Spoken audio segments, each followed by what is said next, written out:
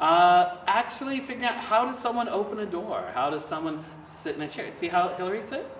A proper ladylike. Oh, see how she tilts her head and she's like this? And then look at her with her arms and she's like, I have secrets. None shall pass. And then Nikki sits, and she's all girly girl with her little cap and her sweater and her pretty dress.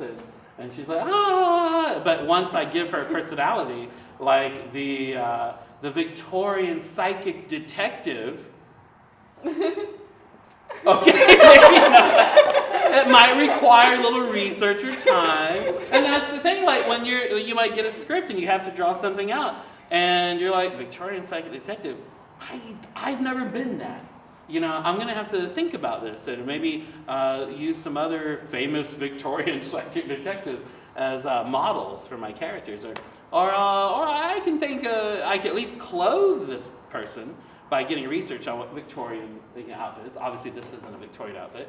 Detective, maybe a magnifying glass. That's kind of cool. Psychic, he's like, I have seen the answers in my head. You were the true killer. You are in league with the horse from the earlier scene. Yes. So I can kind of think this thing too. Or we might say, I don't know. I bought the psychic. I like the detective part, but I thought he was more Edwardian than Victorian. So then we like to slap you. So, but all these things are important. Acting on paper is an aspect of your storytelling. You have to be a cameraman and figure out how you're going to compose your shot. You have to be a costumer when you draw. Like, did I draw a cop and he looks like a cop? What other aspects of do you have to learn? What skills do you have to master if you're going to be a good storytelling artist? Pacing. Like for instance, I might do a story like this. I was sitting in my chair. I was doing nothing. The phone rang. I got up and walked over to get the phone.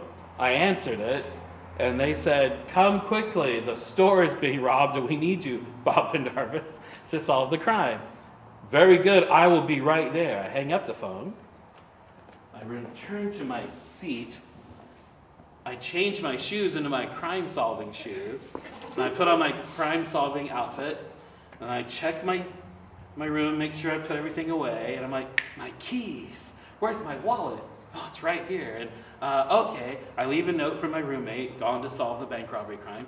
And then I go downstairs. Now I do all this stuff, and I could do a story like that.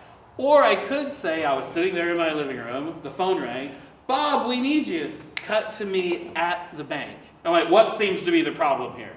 And I bypassed all that other useless stuff that wasn't particularly interesting. It was just kind of really slowing things down.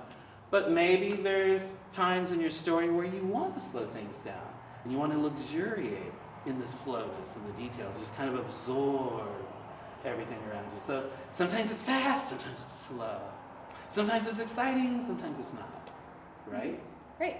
I don't want to put words in your mouth or anything like that. Or draw them coming out of your mouth with a word balloon.